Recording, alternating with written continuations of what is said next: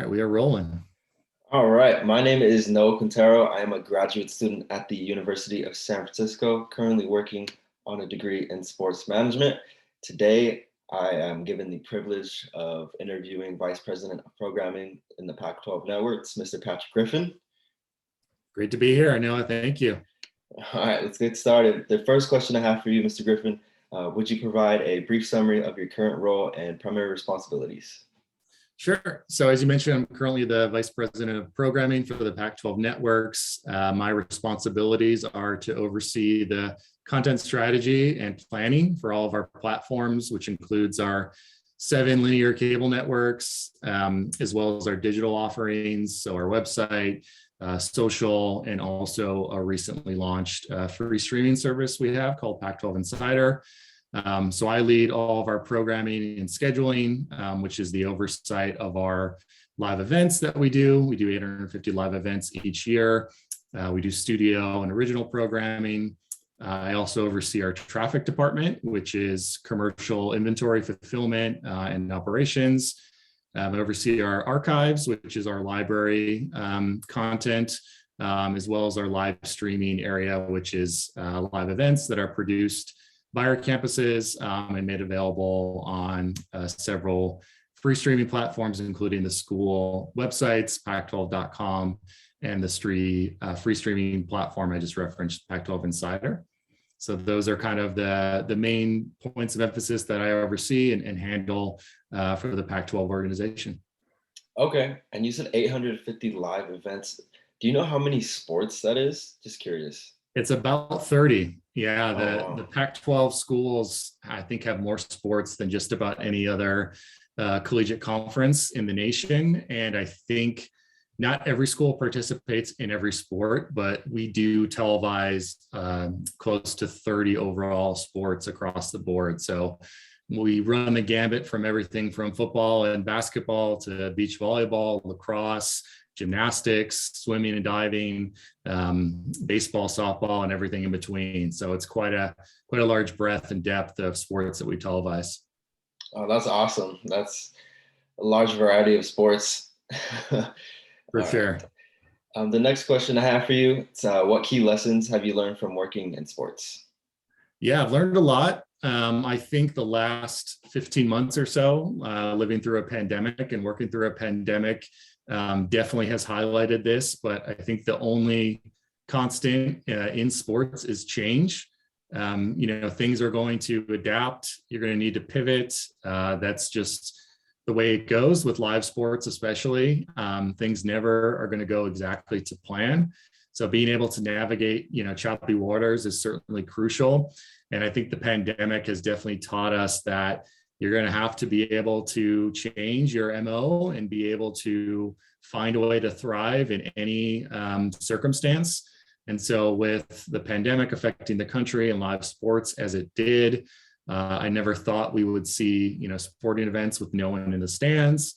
We certainly saw that events being canceled due to issues with a team, having a COVID outbreak and having to navigate that, being part of conversations about, daily testing and the virus spreading and how that was going to impact the landscape. I never would have imagined that would be part of my role and my daily job duties, but it certainly was.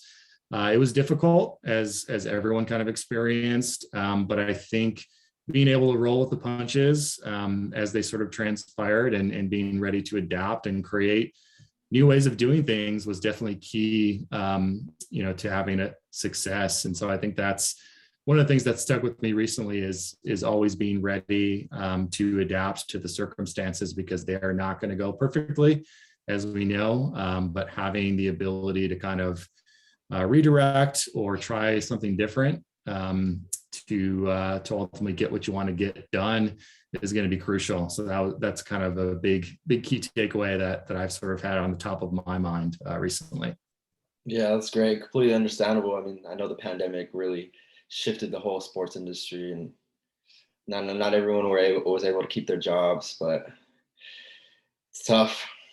Yeah, and it was incumbent upon, I think everyone to sort of reinvent the wheel. And as resources were tied up or went away, how could you do something, not in the manner that you had before, but still accomplish what your goal was. One of the greatest developments, I think, in sports media due to the pandemic was the adopting of Zoom as a, sort of way to communicate and conduct interviews. That definitely wasn't the norm before the pandemic happened, but I think it sort of eliminated some barriers to access to getting to student athletes or coaches or whoever it might be that you're attempting to talk to. So I think that's one of the good things that's here to stay, where instead of needing to fly somewhere, get to a studio, you can fire up your phone, fire up a laptop, and have a conversation with someone. That's really been a huge benefit, I think, to what's happened, and something that I think will be here to stay. All right, thank you. We're going to move on to the next question. The next question is going to be, what are 1 or 2 highlights and or accomplishments from your sports career? Sure. I'll do one that's from the more distant past and one that's more recent. From the past, I think being part of the launch of the Big 12 Network, which is where I worked during that period when they were about to launch and start this new entity, was really exciting. It was a ton of work, but for me, being someone who was young in the industry at the time, it was a pretty amazing opportunity to get hands-on learning with a really wide variety of different responsibilities. It was a startup in essence, and there wasn't exactly a blueprint for how everything was going to work. It was the first entity, at that scale that was going to focus on a Power 5 conference, be partially owned, by a media entity in Fox, but also the conference office itself. And so there really wasn't, an understanding of whether it was going to work or not, or how successful it would be.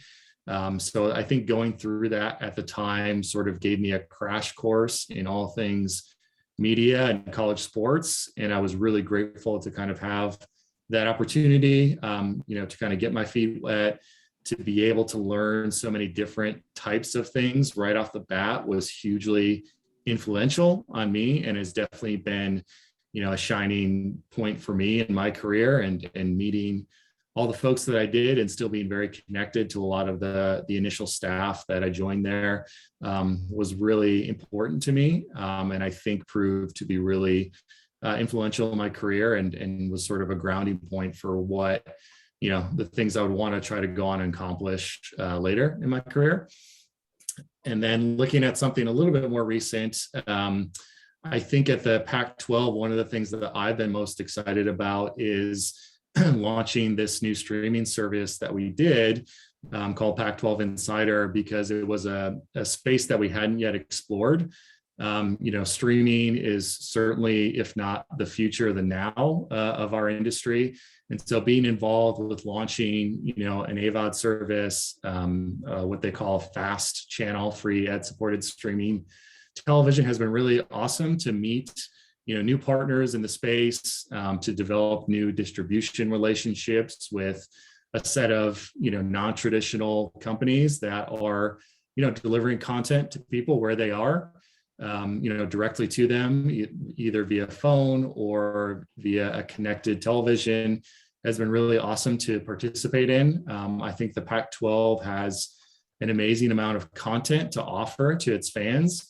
And so now eliminating, the need for a cable service or satellite subscription service has been great to be able to get and connect to fans, beyond what we had been traditionally doing. So been very, very proud to be a part of that, and really excited about the steps we're going to take to make that service, really meaty and really exciting, and really looking forward to the next phase of that as well. That's great. And I'm looking forward to streaming the Pac-12. So thank you. Yeah, absolutely. Looking forward to having you watch, and would appreciate any feedback or comments on what you see. All right. The last question I have for you, what advice would you offer students and young professionals seeking a career in sports? I think it's definitely to have a willingness to learn. I think, especially you as someone who's early in your career, try to be a sponge, try to absorb as much as you can, be curious, reach out to people, make those connections, and, don't necessarily feel the need to be tied to one career path or maybe destination, because it's probably going to change as you move along in the industry. So I think as someone who's worked in sports for, close to 20 years, there's been ebbs and flows where I thought I might want to go one direction and I end up going a different direction. And so I think there's a lot of pressure maybe on young people in general to know exactly what their dream job is, or to know exactly what position they want to be in. And I think the truth is that's going to change as you progress and people's kind of interests change, and the things that, excite you early on in your career might morph into something different down the road. So don't feel the desire to kind of have a straight line to where you want to be. There's probably going to be more zigs and zags than a straight progression. So just kind of stay open.